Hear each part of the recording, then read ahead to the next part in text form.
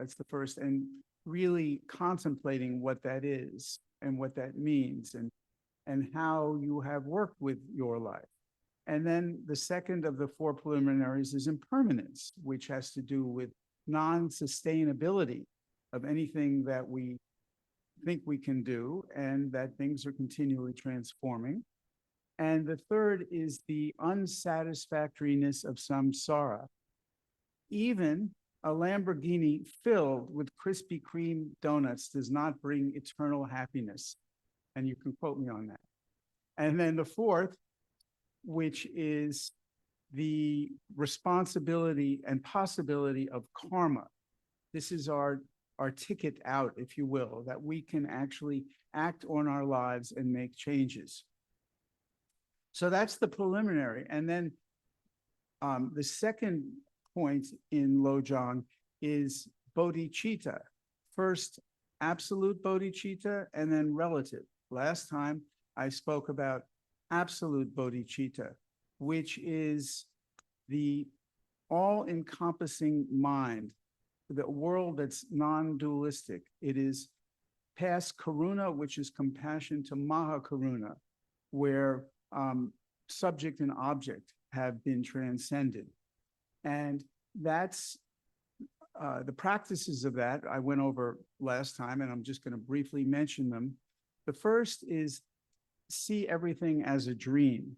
And this is where Lojong and Chan connect, right? Because Chan Zen is based on, well, it's very hard to say, of course, but certainly emptiness, suchness, the unencumbered mind. So if you use that as a practice, seeing everything as a dream, it does not mean label things as a dream. It means to not get caught up in what you're encountering in your mind or in your environment, and keeping a free, unattached mind. So once you do that, and that could be associated with silent illumination in some ways, then the next thing is you wonder, well, how is all this happening? Who is doing this? What is my identity? What's my role in all this? And that is the third slogan, which is to examine unborn awareness. Right. So that's going even deeper, if you will. And so asking who am I could be associated with the Chan practice of Huato or Gungan by extension.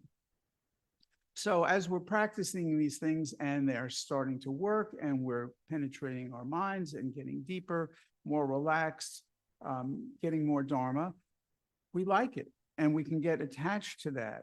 And then the fourth of the slogans is drop even the antidote.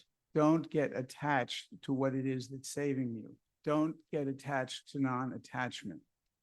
So it's very, very subtle, like the Dhammapada said, the mind is very, very, very subtle. And so that's looking at that. And then the fifth is to rest in the alaya, in the mind as it is, as pure mind. And that is to be in a state which has some investigative properties to it, but also it's a state of pure rest, where the mind is no longer interacting with the world in the same way. Now, these are slogans, and last time I mentioned that's the word in English. Slogan means a war cry. It comes from Scottish. So they're understandings and their practices. But what's one of the things that attracted me to Lojong, why I'm sharing it, is that they are understandings, but there's also a deep appreciation in the Lojong slogans that we're on a path, we're a work in progress. So we have to keep looking, and just because we're using these very advanced techniques doesn't mean that we're instantly attaining liberation. So the sixth of the slogans is off the cushion, be a child of illusion.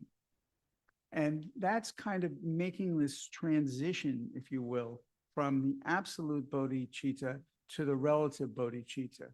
And relative bodhicitta is based no different from the absolute, but its focus is more on our everyday lives, and especially on helping us not get caught up in what is happening in our everyday lives. So absolute bodhicitta is this realm of non-differentiation. So you would treat the King of England the same as you treat a pauper, right? It's just a fish and a dog would be seen just as different species. Of course, you're aware of the differences, and especially if you're interacting in the ordinary world, but you're not so reactive, at least in the beginning. And so Norman Fisher says that absolute bodhicitta is the reality that life is essentially dreamlike and built on a foundation of love. And Tai Lodro Kentrel, another source I use, said bodhicitta is the consummate kind heart, can awaken Samatha and Vipassana. And what we'll see in my talk is this understanding of bodhicitta underpins everything that we do. It's sort of the driving force, and of course, this is the way Lojong is looking at it, in all the practices that we do. And that's why it's so important. One thing that kind of illustrates this in a accessible way, and I have a cartoon, but I don't really have to show it, is from Peanuts. And it shows Linus, who many of you probably know, standing with his blanket. And the caption under him is, "I love mankind. It's people I can't stand." So this really hits home, because we have ideals, we have takes on who we are, especially for practitioners. We might think we're quite wonderful, whatever it is, but the nitty-gritty often gets in our way. And it's like Ram Dass says, if you think you're enlightened, spend a week with your family, and you may change your opinion a little bit. The people that I used, besides that, I used Pema Chodron, Kentrel Lodro Taye, Traleg Kyabugan, Tom Campbell, a personal teacher, and Norm Fisher. So we can really see, well, let me talk about how I came to it. I've been practicing, as many people know, since the Ice Age, it seems. And I started to feel that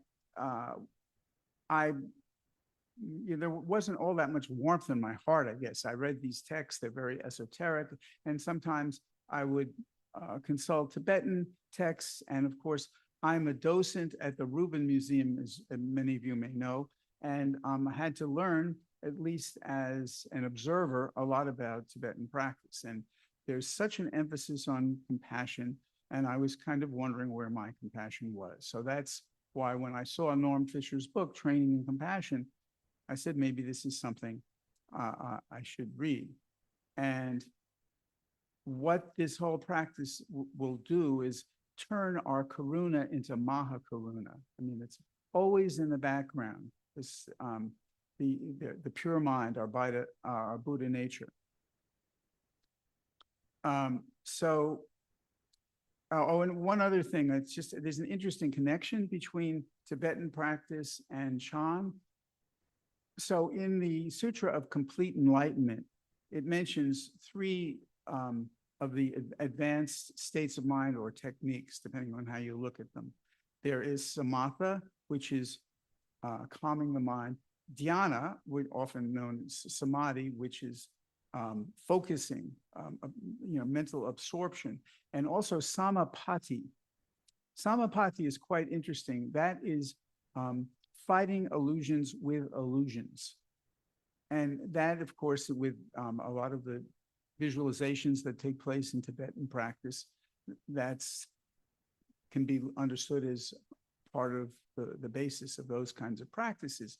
So you'll see in Lojong, there are understandings we take in our mind, vows, commitments, and also visualization. So there is this crossover that we're doing things that are illusory. We're making them up. But what we're actually working on is our mind. And because we're aware of what we're doing and we're noting the change in our mind. So we can make a lot of mistakes with how we think, how compassionate we are. And we often are imposing our views on other people. So one story often told is you see a seemingly helpless old lady on the street and you want to help her across the street, and you do. And by the time you get over, she hits you on the head with her umbrella because she was waiting for the bus on the other side of the street. She didn't want to cross. And another example of this is misunderstanding the golden rule, right? You know, do unto others as you would have others do unto you.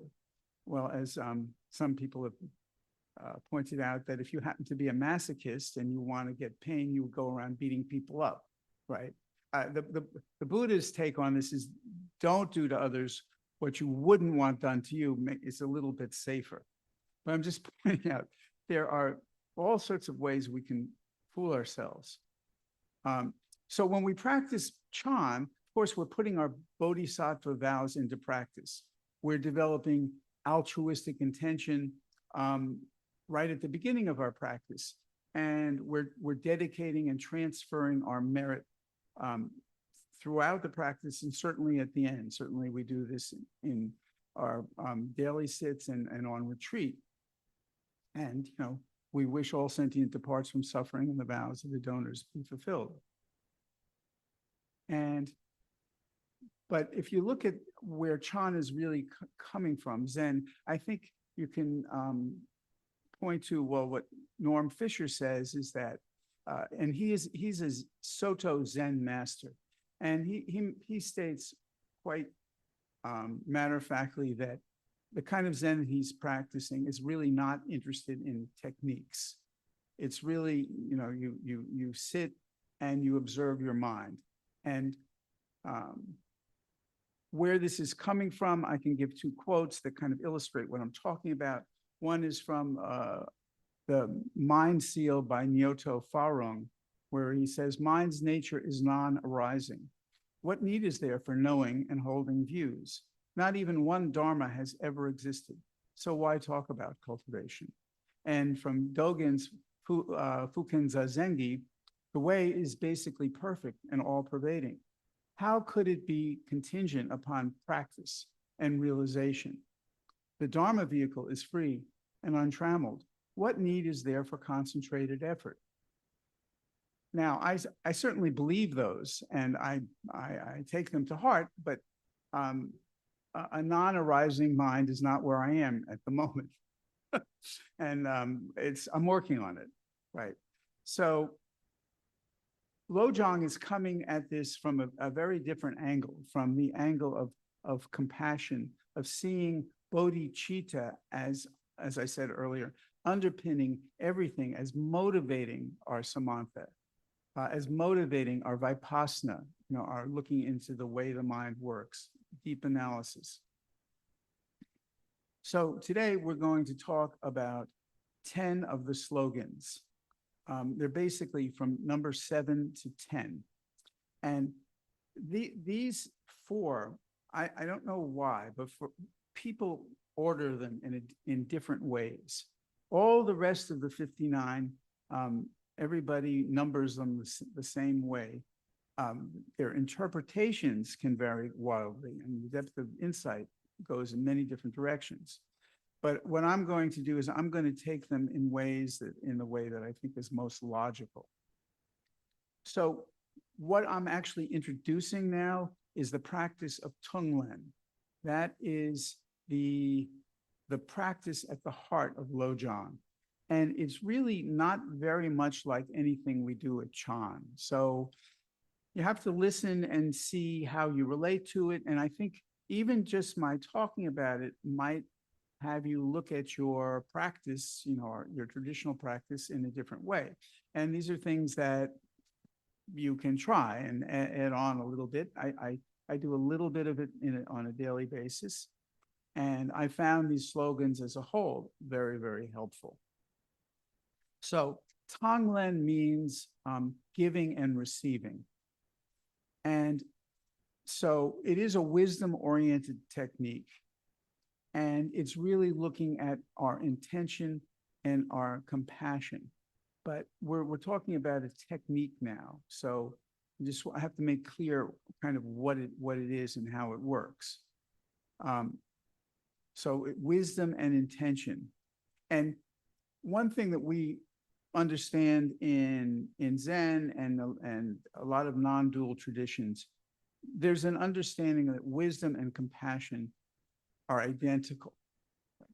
But we in the samsaric world don't really feel that way, and I often use this example from Star Wars of Jabba the Hutt epitomizing wisdom with no compassion. So it's just merciless strategy and cunning, no feeling it. And the opposite, compassion without wisdom, is Jar Jar Binks, who's just a sappy kind of fool, and doesn't really know what he's doing. So we're looking to combine them, but also because we're practitioners, we're seeing that we have to approach things and be very honest about where we are in our own practice. It's really the only way we can make progress. So what Tonglen does is, first of all, recognize that there is a separation between us and other beings, which we often don't know. We walk around in a bubble, I think. And this is a very good practice for being very aware of the separation and the connection we have with other people. And it's something we're working on. We're seeing the barriers that divide us from other people and divide us from ourselves as well. So the first kind of Tonglen I'm going to talk about is what's called sending and receiving to yourself. Now, people who might be familiar with Tonglen are not necessarily going to recognize this particular take on it. What I'm calling Tonglen 2 is the Tonglen that everybody knows and is practiced widely across Asia. But in the first Tonglen, the idea is you're working on self-compassion, which is really important because a lot of us give ourselves a very, very hard time and have very poor images of ourselves and have all sorts of things that we are ashamed of or feel we haven't striven powerfully enough, and we hide from ourselves, all sorts of things like that. So this is a kind of all-encompassing practice that lets that come out, if it comes out, by the visualization, where what you're doing is you're breathing in. In this case, well, first of all, one thing that Khentrul Rinpoche makes very clear is that your intention underpins all of this. They're not mechanical exercises. And also that's another thing that draws me just to this topic and what we're talking about, because sometimes we can substitute our practice for reality. We just get very caught up in a bubble. And this is one way of helping us burst the bubble. So what you're doing is you're having this intent, this vow to understand yourself and have compassion, to have a full acceptance of who you are and how you are and where you've been and how you are at this moment. That's really informing this. And then what you're doing is you're breathing in the absolute pure air. Now, of course, this is a visualization, and somebody who lives near a reactor or whatever is going to say, what are you talking about? And I want to nip this one in the bud right now because it was very confusing. This idea of what's going on in meditation just in general. You know, no one is quite as crass as this, but imagine if you meditate for 5 minutes and you get up and you say, well, look, I sat for 5 minutes and I want 5 minutes of benefit. I mean, I want to see it right now. It's obviously ridiculous, right? So when you do something like this, you start imagining that you're interacting with the world in your own samsaric way. I mean, we're, once again, if people are going to accept this, we're walking around in illusions, looking at things as kind of extensions of ourselves. So when we start analyzing and extrapolating on our wrong views, we're going to come up with more wrong views, all right? So the air around you is pristine pure. And that is not physical air so much as it is Buddha Dharma itself. This is this is suchness that you are breathing in. You're breathing that in and then letting the suffering that you feel, right, come out. So you're breathing in, let's say, a white light or white smoke through your nostrils, through your pores, and then you're breathing out black smoke or goo. But it's not like you're sending your troubles to the world. These are troubles that have been seen through, if you will. There's no potency or agency to the smoke that you're exhaling. And you do this in a variety of ways. But in Tonglen 1, you're mostly working, obviously, on yourself. You're dealing with your own suffering, and you're transforming your mind in the moment, and not actually necessarily affecting things either physically or mentally on outside of you. We'll get into that a little bit more, but it's really just what's going on with you at the moment. So one thing I think I can guarantee is that if you are doing this and you are showing compassion to yourself, chances are you're not robbing a bank at that moment, right? So at the very least, your mind is clear, right? And not engaged in anything unwholesome. So that's a definition of Tonglen 1. You won't see too much of that, let's say, on YouTube. But now when we get to Tonglen 2, you will see a lot. And there's a lot written on it, a lot of demonstrations, a lot of different takes on it. This is where you are extending yourself outside of yourself to other beings. And it can work on many different levels, and there are many different variations. The rather remarkable thing about it, once again, in terms of your mindset, is that you are taking in suffering that is outside of you, which really seems counterintuitive, right? You know, I have enough problems, right? I mean, just to show you a lot of problems, yeah, I have, right? Just want to corroborate this. So why would I want to take on more problems? It just doesn't make sense logically, and logically it doesn't, but that's not what's happening. What you are is opening yourself up to this suffering. And in a sense, in that moment, you're not dwelling on your own issues, and you're doing what's called an exchange. You're exchanging your well-being for someone else's. And so in this particular thing, so that's the intention. You're beginning with the compassion, and it works a little bit like the way we practice metta. I mean, so you can first do it with somebody that you really love. You can start with your parents, especially if you have a good relationship with them, and or some loved one. So the idea of taking on something from someone you love and you respect and you adore is not very difficult. So you can visualize, once again, black smoke coming into your body, through your nostrils, through your pores, and that they are, this is melting in your sense of compassion. It's, you're taking it in with your full heart and full mind. And then you are exhaling this pure white light, your inexhaustible Buddha nature.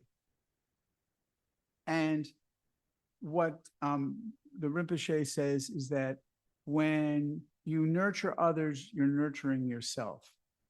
And it really is quite a wonderful practice. It takes a while to get used to, especially if you get caught up in, well, you know, who's actually benefiting from this? How is it working? What it's doing is working on your mind, right? You know, as we quote from the Avatamsaka Sutra, to know all the Buddhas of the past, present, and future, perceive that Dharma Dhatu nature is all created by the mind. So we're really working with that reality that we are creating things with our mind all the time, and we don't know it. We feel that we are kind of victims in the world, and we're exceedingly self-centered, right? And we don't know it.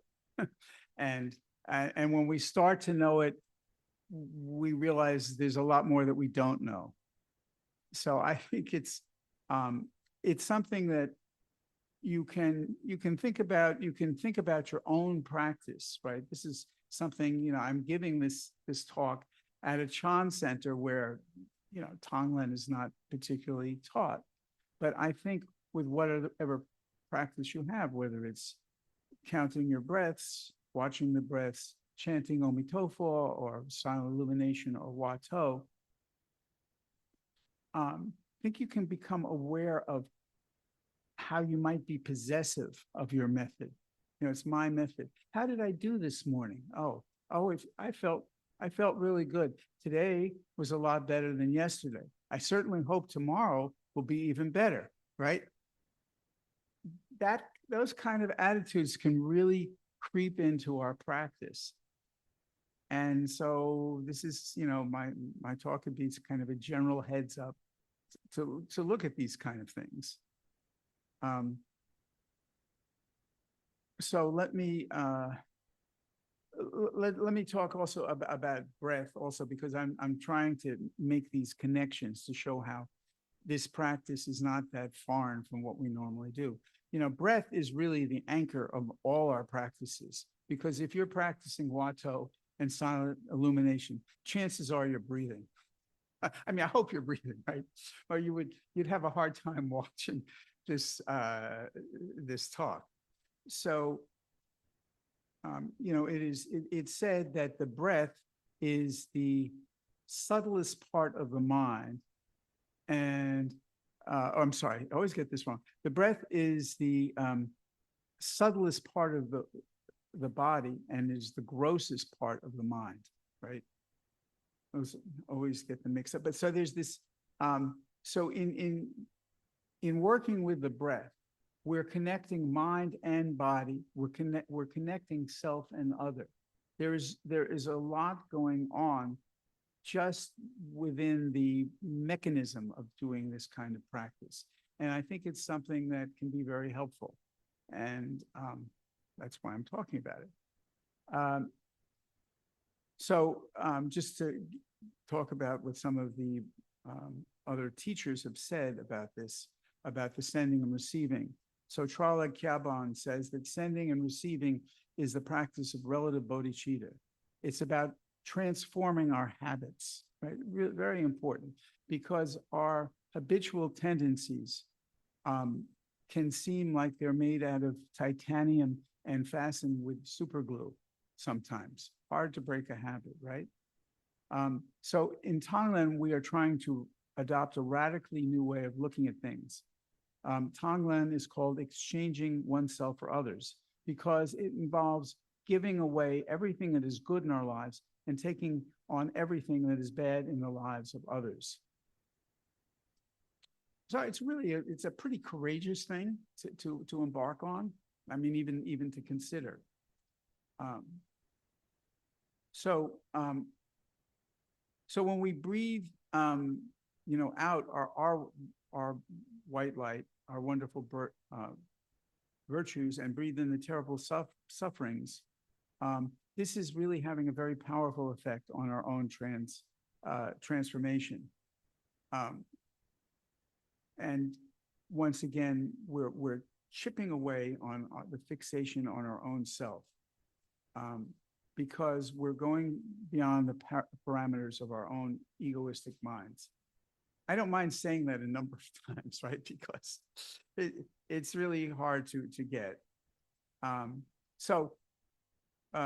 Charlie Kiabun goes on to say, we experience a release from the imprisonment of our conventional egoism and become something greater than ourselves. If we have the Lojong attitude, many of the problems that once seemed so overwhelming will cease to matter, which sounds very good to me, by the way. When we are grateful to other people for providing us the opportunity to develop these transformative abilities, we realize that we are the real beneficiaries of Tonglen practice. And then Norm Fisher makes a very good observation in all this. He talks about people who came to visit a friend of his who lost her husband and was distraught. And this woman noticed that when people came to visit her, she could almost instantly tell when they were insincere. Oh, I'm really sorry for your loss. It's just, and then when he looked into it, he realized that those people who acted that way weren't dealing with their own pain, right? They were in a state of denial. So when somebody is in a lot of pain, it reminds me of a quote from E.M. Foster, how when we see suffering in another, we have a secret inward guilt, right? Those people were really besieged with it. So Tonglen, this looking into these kind of things really can make us more available for other people and for ourselves, as I said. And let's see. And then what we can look at a much wider, in a much wider way at what we're talking about at Tonglen. We can see that all these problems, they're not inherent in my lungs and my breath. I can breathe out the distress. It's not immutably linked to my neurology. Sometimes we really think we are our problems. I am a total loser, and people say it as a mantra. Or, I am just incompetent, or all these things that people do, and they identify it with so strongly. And when you're doing this taking and receiving, which means you're not holding on to anything for a moment. Not that our minds can't hold on to things when we're doing the practice, but if you're with the practice, there is no holding on. And that is just wonderful to see that how our problems can be mutable. And so let me also, I think I wanted to talk about ways that the practice can transform and levels that one might go through, which is just, and I'm mentioning this just so we can have some benchmarks to see how our practice works. And this, what I'm about to talk about, works for, I think, almost any method. How we're first using whatever method in a mode of concentration, right? We're really trying to do the method. And when we go off the method, we keep to the method. We go off the method, we keep to the method. But then we can reach a later stage where all of a sudden we're starting to see patterns. We get into an analytic mode. And we're noticing that we are the perpetrators of our own crimes, so to speak, and that we can be the jailers who unlock the key of our own jail. So we have this analytic nature. And then the third stage, of course, quite advanced, is when we become one with our practice. This is in a non-dual stage where we are not acting in any way that is not making the mind arise. But I think it's important to see the way that we can grow in the practice.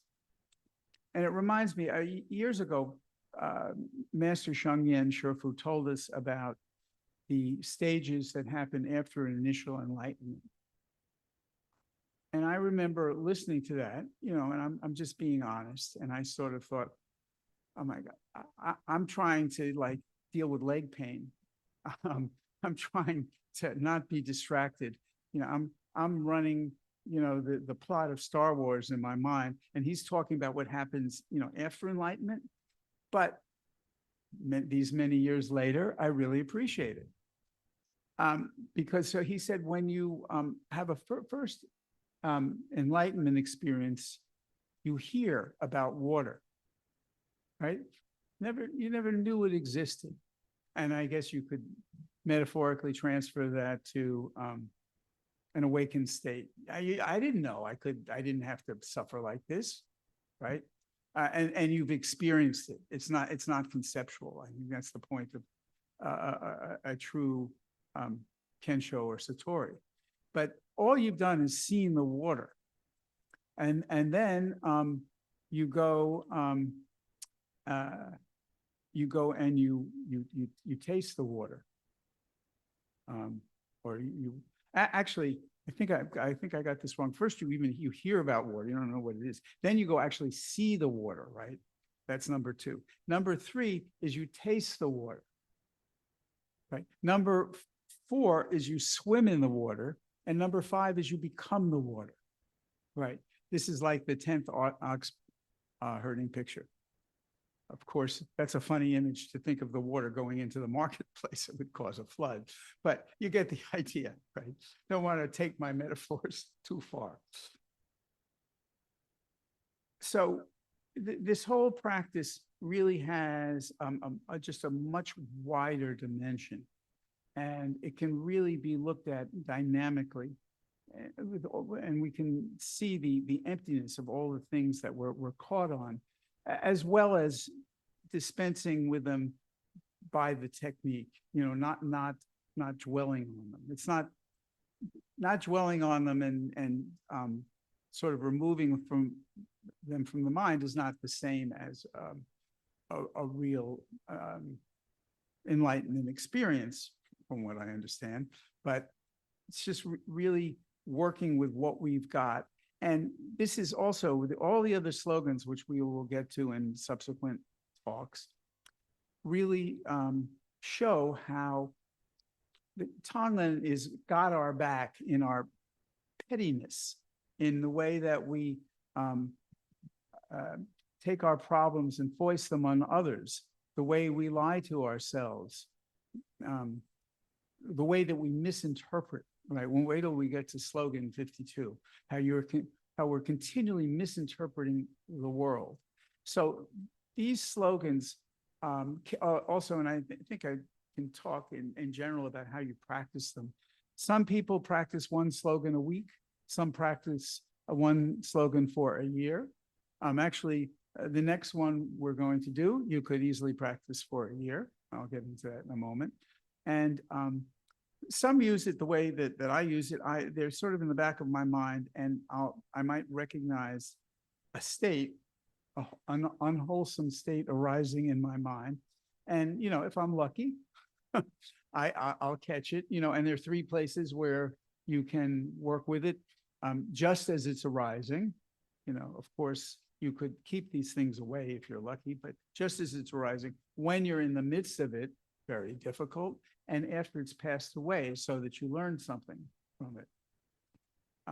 So there are many ways of using these slogans. So let me now go to the 9th one, at least in the way I'm doing it. This is the 3rd.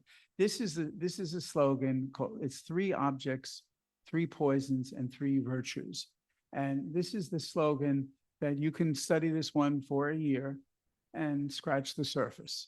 But On the surface, it's pretty explainable, which I will do. So first, let's talk about the objects. An interesting word, right? Object, right? Object filled with wood, right? But of course, in Buddhism, a thought is an object, a feeling is an object, a sensation is an object. So we're dealing with the objects of our senses all the time, right? We have six sense objects, six sense organs, six sense objects, and six sense consciousnesses. That could be a tongue twister, right? So, but in this particular slogan, we're saying that all the objects that we encounter, whether it's in mind or body, are just of three types, which is those that are pleasurable, those that are not pleasurable, and those that we're neutral towards.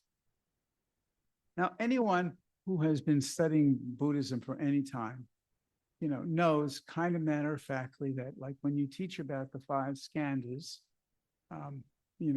form, sensation, perception, volition, and consciousness, you get to sensation, and like a parrot, because I'm a Dharma teacher, right? I'll say, oh, there's the pleasurable, there's the unpleasurable, and there's the neutral.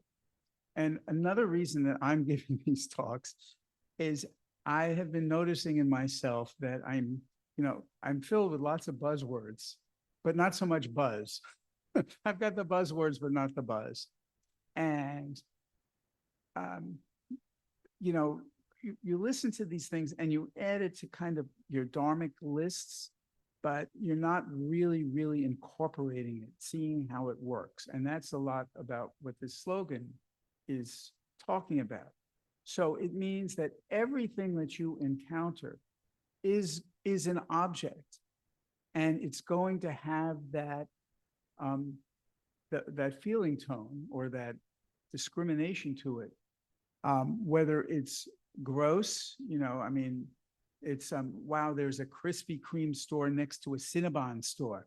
I've obviously arrived in in Tushita heaven, right? That's got to be the definition of it, so where you're just filled with desire, right? So there it's quite obvious. It could be very subtle if there's like lots of different things in a display case, and people are picking out various things, but the particular treat you want, they're not picking out. So there's a little bit of desire in the bottom of your mind. You don't want to admit it. Plus, the other object is getting subtle, a little bit of aversion. Those jerks aren't picking out what I want. This is because I'm so enmeshed in my ego, right? It's everything is me. It's like, the question is, when you're looking at Prapanka, is this mine? Is this me? Is this who I am? That's another way of looking at those. What I'm getting to next is the three poisons. So these objects are, I could use the word perfume. They often use that in the literature. Perfumed, injected, manipulated, whatever you want, by these poisons. And even though it says three, of course, besides greed, hatred, and ignorance, there's conceit and envy, some of my favorite poisons. Pema Chodron says, I don't know if this is true, but she says that peacocks eat poison, and that's what the beautiful colors in their feathers come from. I'm just quoting, right? So these poisons are making the objects what they are, and the objects are attracting the poisons. And this is really, what we're really talking about is karma here. The karma is like a different behavior attracting things that are like the thing that they're attracting. And the image that I've always liked is, there's a rainstorm and the rain is gutting the mud in various places. So there's a deep trench of mud. So there's just a tendency for more water to go in and make the trench deeper. So this is the nature of addiction, right? This is how we get addicted to things. So I guess if you just thought of 3 objects and 3 poisons, then you're stuck in samsara. That's it. You're going around the wheel of life and death like this endlessly. But at the end of this slogan is the 3 virtues. And the virtue is kind of a realization, awakening. It's an ability and an experience of looking deeper in the mind, to watching this process and seeing, wow, there's a Cinnabon. I'm taking something that's benign as opposed to robbing a bank. There's a Cinnabon there. And yes, it is calling to me. It seems to know my name and my address and everything about me, but it's over there. I'm over here. I can, with my magnificent willpower, walk past it. So that object can arise, right? It can be filled with the poison of desire, but almost like the object, somehow I'm getting this image of like a glass ball filled with poison.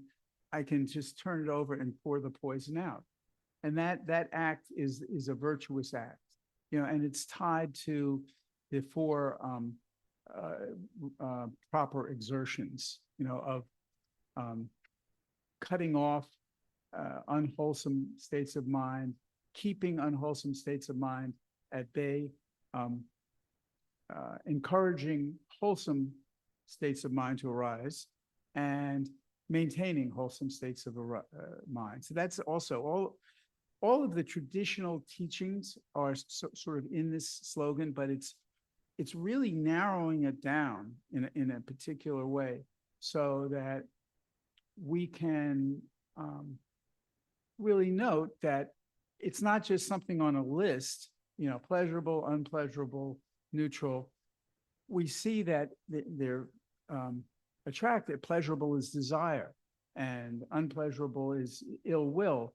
And this idea of neutrality is very misleading, because you might think that the neutral is kind of okay, but it's really neutral is the domain of ignorance, and it's where we are caught up in the appearances of things. We're taking the appearance and our thoughts about things as reality. So it's as dangerous or more dangerous than the others. And of course, ignorance is involved in all of the other poisons, I think. So Trala Kyaban says, we take the 3 objects as those we like, don't like, and are neutral towards. And he says that's a distinct feeling. And the 3 virtues, and I think this is very good the way he says it, are non-desire, not anger, or non-anger and non-ignorance. Because when you start to say the opposite of ignorance is wisdom, you really haven't said anything. It's like somebody asking, well, how much is this? Oh, it's only $1 billion. Oh, okay, well, take out $1 billion. You don't you don't have that wisdom, but you can, full-blown wisdom, but you can be more aware of, that you're attaching to appearances, that something is arising in your mind, and you don't have to be reactive. You can be responsive. And this is something one of my teachers says, is you can be ready for interchange. You're really ready to deal with the world. You're not just beset by all of your mishigas, a Sanskrit word, of your difficulties. So when we view people this way, we can see great dynamics, all the contributing factors, and the ways that, and I've certainly seen this in my life, how friends can turn into enemies, enemies can turn into friends, and either one of them can turn into kind of neutral people that somehow you don't have any relationship with. But you see all of the dynamics going on, and perhaps you cannot take it so personally, right? Which has always been one of my issues. And that's wonderful. Judy Leaf says that all of these 3 objects and poisons and virtues are about labels. That's an accessible way to understand it. we're really labeling things all the time, and we don't know it. And so Sharon Salzberg tells this story of a friend of hers who was lecturing, evidently quite a well-known literary figure, and he was talking about how Proust was really the French writer. Proust was very meaningful to him. And then someone comes up afterwards and he looks at her and says, "Oh boy, this is a bad lady." He's all set. And she comes up to him and she says, "Proust meant a lot to me, but I get so much more out of him reading him in the original French." And then she walked away. So his image, I find this another one, a personal one. Once when I was going into a Starbucks, and even though I'm a practitioner, it's not like I'm not impatient. Just as I was going to the door, a couple got right in front of me and they're approaching the barista, and I'm going in my mind, oh, they're going to tell them their life story. They're going to order this $70 latte with all the ingredients. And, it's going to take me a half an hour. That's going through my mind.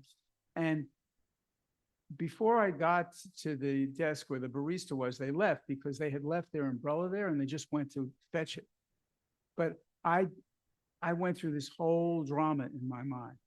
And these little dramas, they can be awfully conspicuous, like the one I'm just saying, or they can be really, really subtle. Anyway, I'm just looking at, let's see. So I'm just looking at the time.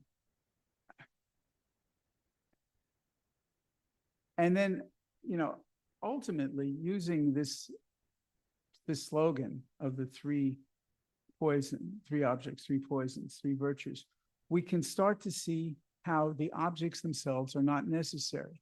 Even the virtues, once again, on the highest, because there's this, once again, like I was talking about, the fourth of the bodhicitta, don't get caught in the antidote. I'm so virtuous. I'm just such a wonderful practitioner, and I'm really righteous in all the things that I do. We can really get caught up in this, but we can see that all of these things are samsaric. And on that wonderful day when we climb into, our fully enlightened state and we don't regress, well, we can look back and see how helpful they were, but we don't have to get caught up in them. But now it's good to really recognize them because they're all around. We're walking through a sea of these object bubbles all the time. And just one other thing about this slogan, Norman Fisher, he has a wonderful way, instead of saying three objects, three poisons, and three virtues, he has just one phrase, which is turn things around. I think it's wonderful, right? He's just, turn the light around, change your mind, swim against the stream, and that samsara is awfully sticky and it doesn't taste very good because it doesn't last, whatever it is. So get yourself free, as that Paul Simon song says, right? 50 ways to leave your love. Anyway. And all right, so we still have some time. I mean, I'm having a good time. I hope everyone is. So one thing, I want to tell the story, which some may have heard, but I'm introducing it as something that could be a koan, or at least koanic, and it's about this Sufi story of the Mullah Nasruddin, who is a kind of spiritual figure who's a wise man and an idiot all rolled up, depending on the particular story. And in this one, he is traveling in the Middle East. Let's say he's crossing, we're talking about the 12th century, what might have been Syria and Lebanon. He goes back and forth every time, sitting on a donkey. And the border guard has been alerted that the Mullah Nasruddin is a smuggler. So every time he goes through, the border guard searches him head to foot, looks at the donkey, looks at everything. And he never finds anything for years. And finally, he retires, and this has been driving him crazy. So he goes up to the Mullah Nasruddin and says, well, all those years, look, I can't do anything to you now. Tell me, were you smuggling anything? And the mullah says, yes, I was. Well, what were you smuggling? And the mullah looks at him and says, donkeys. I was smuggling donkeys. So the reason I talk about this is koanic. It's just right in front of your eyes, right there, and you can't see it. Big as an elephant, or a donkey in this case. So that's just another kind of way of, exhorting ourselves to look at these slogans and use them, to see how useful they can be, how we can really use them to see these things that we've been hiding from, right? And what Pema Chodron says is that this ignorance is denial. That's a more modern word. And the more we push things away out of our mind, the more toxic they become. So it's really by embracing them and looking at them that we can really be effective. This wish that they'll go away doesn't work. It's like W.C. Fields said about giving up drinking. It's really easy. I've done it 1,000 times. So, and anyway, so this is something you can really look at many different angles. And I hope I've given you sort of an introduction to these slogans. And another thing, one last thing that Pema says, and I think this is also good, was when you get rid of or look beneath all this stuff, you can see this kind of soft bodhicitta inside you. You can see your more flexible mind, neuroplasticity, if you will, and you can train in this. That's the other good news about Tonglen. It's not all or nothing. It's a training system, and it works or can work at any level. I mean, very advanced practitioners use this. I'm just kind of, I've been doing it for a couple of years.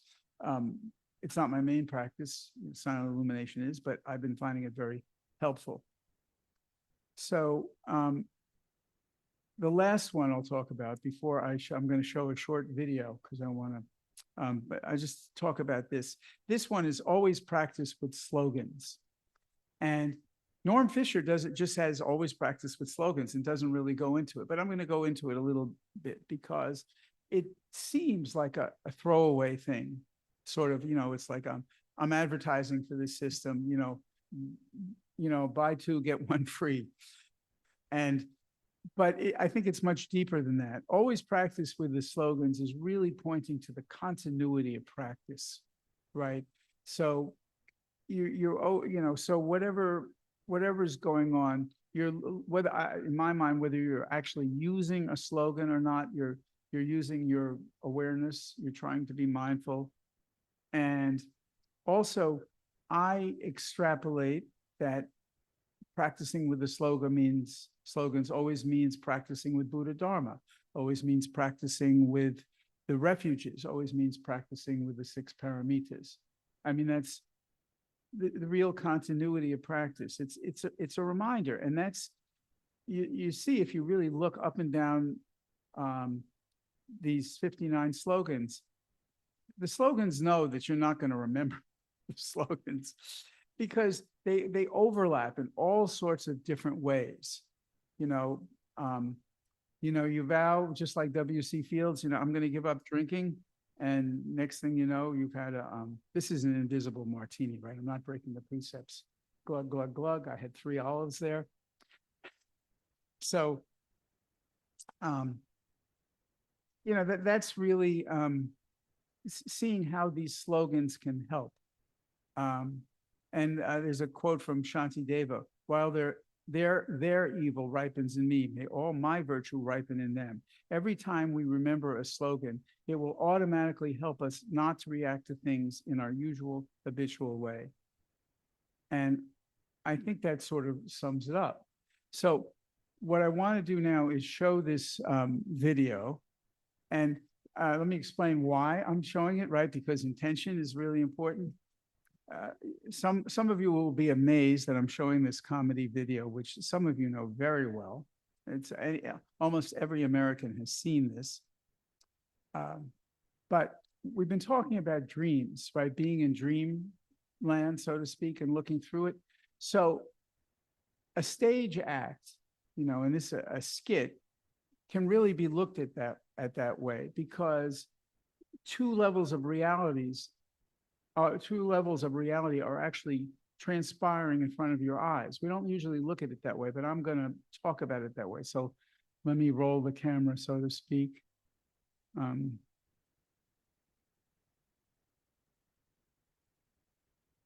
Okay, is it on now? What do I click the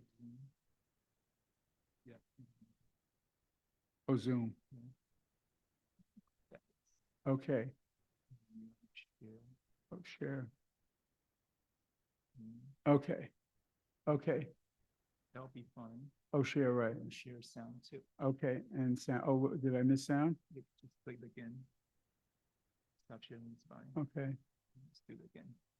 Share. Share. You click that one. Yeah. Share the sound. I forgot to mention it to you. Oh, okay. Do I don't have to optimize, right? And share. Okay. Okay, here we go. We're going to watch this. I hope everyone enjoys it. Click this. This one? Yep. Hit it again. All right. So this is the famous Abbott and Costello, who's on first. And I'm starting it right when the routine sort of begins. And I'll take it to the end because it's so funny. Take me out with the crowds. I've seen they give ball players nowadays very peculiar names. Funny names? Nicknames, pet names. Not as funny as my name, Sebastian Dinwiddie. Oh, yes. Funnier than that? Oh, absolutely. Yes. Now, on the St. Louis team, we have who's on first, what's on second, I don't know's on third. That's what I want to find out. I want you to tell me the names of the fellas on the St. Louis team. I'm telling you, who's on first, what's on second, I don't know's on third. Do you know the fellas' names? Yes. Well, then who's playing first? Yes. I mean the fellow's name on first base. Who? The fellow playing first base for St. Louis. Who? The guy on first base. Who is on first? Well, what are you asking me for? I'm not asking you, I'm telling you, who is on first? I'm asking you who's on first. That's the man's name. That's whose name? Yes. Well, go ahead and tell me. Who? The guy on first. Who? The first base. Who is on first? Have you got a first baseman on first? Certainly. Then who's playing first? Absolutely. When you pay off the first baseman every month, who gets the money? Every dollar of it. Why not? The man's entitled to it. Who is? Yes. So who gets it? Why shouldn't he? Sometimes his wife comes down and collects it. Whose wife? Yes. After all, the man earns it. Who does? Absolutely. Well, all I'm trying to find out is what's the guy's name on first base? No. What is on second base? I'm not asking you who's on second. Who's on first? That's what I'm trying to find out. Well, don't change the players. I'm not changing nobody. Take it easy. What's the guy's name on first base? What's the guy's name on second base? I'm not asking you who's on second. Who's on first? I don't know. He's on third. We're not talking about him. How did I get on third base? You mentioned his name. If I mention a third baseman's name, who did I say is playing third? No, who's playing first? Stay off of first, will you? Well, what do you want me to do? Now, what's the guy's name on third base? What's on second? I'm not asking you who's on second. Who's on first? I don't know. He's on third. There I go, back on third again. Well, I can't change their names. Will you please stay on third base, Mr. Broadhurst? Now, what is it you want to know?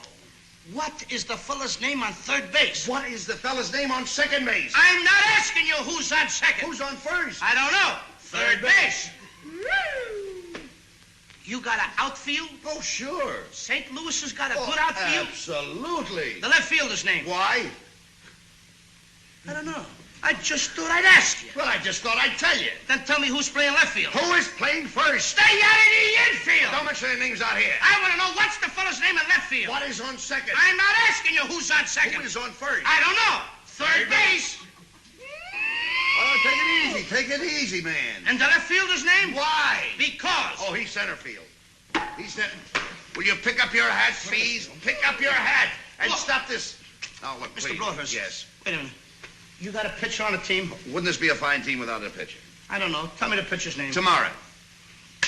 You don't want to tell me the date? I'm telling you, man. Then go ahead. Tomorrow. What time? What time what? What time tomorrow you're going to tell me who's pitching? Now, listen. Who is not pitching? Who is I'll on? break your arm. You say who's on first? Why, come up here and ask. I want to know what's the pitcher's name. What's on second? I don't know. Third Third base. You got a catcher? Yes. The catcher's name. Today. Today. And tomorrow's pitching. Now you've got it. That's all. St. Louis has got a couple of days on the team. Well, I can't help that. All right. What do you want me to do? Got a catcher? Yes, I'm a good catcher, too, you know. I know that. I would like to play for the St. Louis team. Well, I might arrange that. I would like to catch. Now, I'm being a good catcher. Tomorrow's pitching on the team, and I'm catching. Yes. Tomorrow throws the ball, and the guy up bunts the ball. Yes. Now, when he bunts the ball, me being a good catcher, I'm going to throw the guy out at first base, so I pick up the ball and throw it to who? Now, that's the first thing you've said right. I don't even know what I'm talking about. Well, that's all you have to do. Is to throw it to first base. Yeah. Now, who's got it? Naturally. Who has it? Naturally. Naturally. Naturally. Okay. Now, you've got it. I pick up the ball and I throw it to naturally. I know you don't. You throw the ball to first base. Then who gets it? Naturally. Okay. All right. I throw the ball to naturally. You don't. You throw it to who? Naturally. Well, that's it. Say it that way. That's what I said. You did not. I said I throw the ball to naturally. You don't. You throw it to who? Naturally. Yes.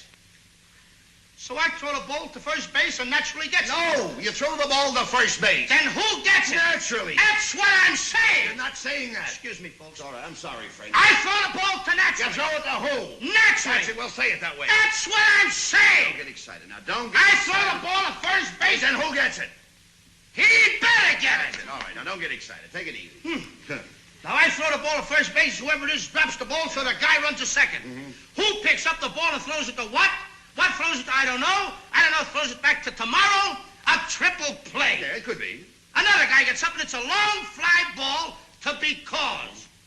Why? I don't know. He's on third, and I don't care. What was that? I said, I don't care. Oh, that's a shortstop. Okay. All right. So I hope you all enjoyed that. I got to stop the share. Okay, I'm back. Okay. So interesting thing about that, which I noticed, first of all, notice how Zen or Chan it is. Who is on for, who am I sitting here? What am I doing? I don't know. Bear attention, bear mind, right? And we're looking at causality, why, and because. We never learn who's the right fielder, by the way, just so you know. And then time is involved. We have, today and tomorrow, and then the end of the practice with, actually they say I don't give a damn in some of the videos. They changed it to I don't care. What I think is really interesting about this is that both of the people are sincere, right, in this crazy world. I mean, obviously not on this planet do baseball player, any players have names like that, but Bud Abbott is totally straight. He's not making any allowances. He's simply stating things as they are. Lou Costello is clueless about this. He's trying to understand. He's really doing his best to understand. And he is sort of picking it up as it goes along. It's driving him crazy, but he is picking it up. So it's interesting to see this, this flashpoint, the interstice between what's happening in one person's mind, what's happening in another, where the conflict arises. And we as the viewers, can witness this. And of course, it's fairly hysterical. But we can ask, the question of, where are the objects? Where are the poisons in this? Where's the virtue? You can look at it in a very different way, and you can see how Tonglen itself, when you do the breathing in, you're breathing in these objects and poisons, but in a very different way. Anyway, I just wanted to present that video. I thought people would enjoy it because, these talks get pretty, they get pretty intellectual. So I think if Abbott and Costello will let me, I'm going to end the talk, and I'll make sure that I got approval. not so bad. Okay, so I get, I always need affirmation. So thank you all for listening. And yeah, if there are any questions.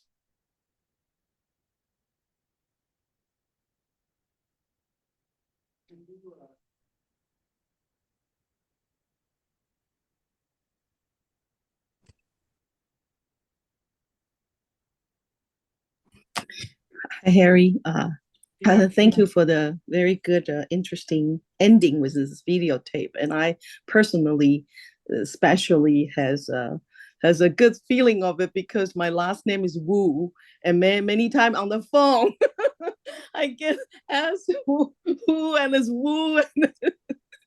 So I was really laughing when I realizing that it's about who, right? But thank you so much for that.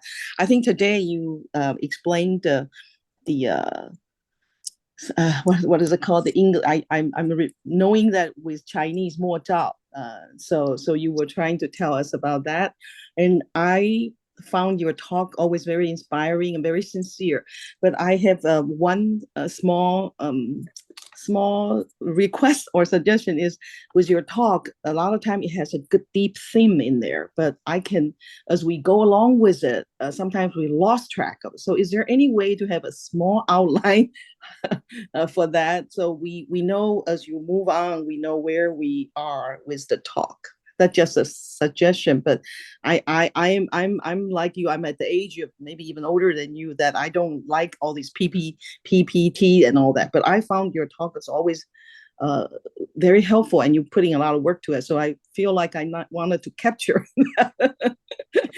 and an outline, simple outline of that will be very, very helpful. So thank you so much for your talk.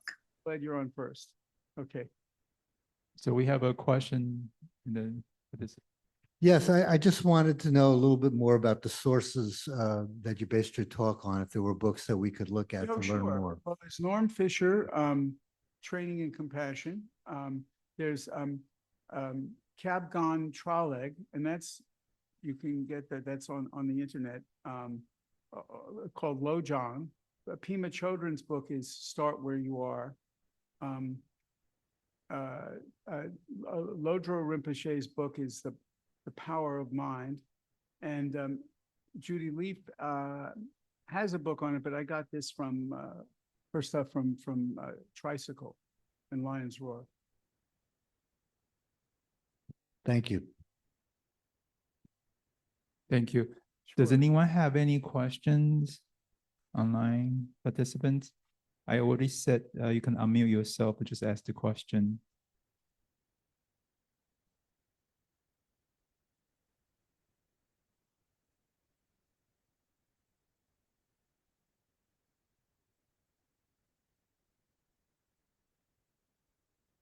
Anyone?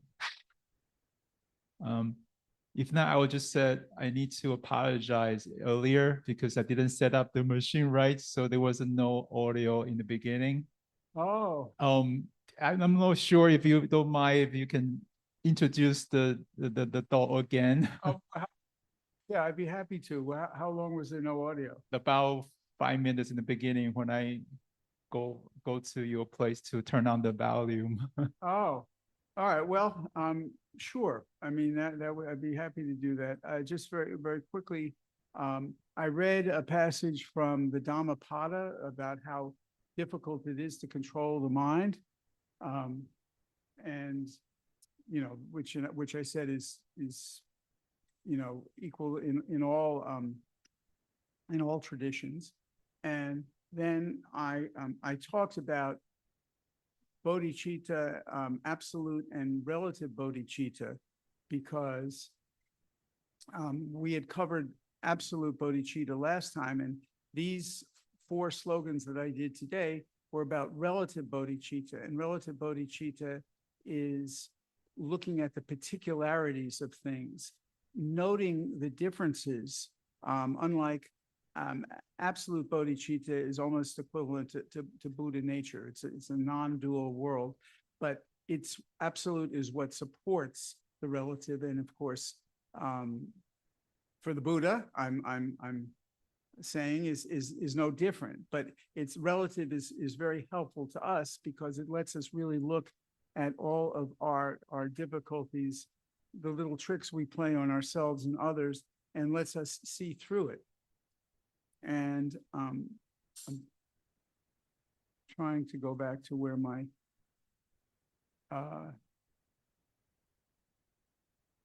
talk was. Let's see, I had my notes. Okay, well, I'll just do it by rote. And well, and I introduced, I talked about the similarities between Chan practice and Lojong. I thought that was very important. I wanted people to see that they're both based in emptiness, that they have levels where you can go from the concentration to the analytic understanding what's going on until you actually unite with the method. And I talked about maybe some of the people who practice Tonglen. I mean, introducing the teachers. Actually, I just went over them right now when I told Marty about the books. And then I talked about the Tonglen itself. Was audio there when that was happening? Also, when you introduced the doll. Oh, okay. All right. So if you wondered why this, I explained, I know this is hard to believe. I've discovered that I thought this was my chief disciple, but he's really, I'm really his disciple. And it's really him that's making my lips move, right? So he's a master ventriloquist and a very harsh taskmaster. So when we get home, he'll probably found all these faults and things that I left out of the lecture. But once again, in the Tonglen's spirit, right, I take in all of the criticism, right, and I breathe out, you know, pure white light. And you can see because he's striped, you know, he's dualistic and non-dualistic all at one point, right? Absolutely. So, yeah, I guess it wouldn't have made sense when he came on anyway. So, and actually, look, he actually gives applause sometimes, which is, I don't often get that. So anyways, did I catch people up? I didn't know that the sound wasn't on. So thank you, Jinjin. So at this moment, does anyone have any question, online participants?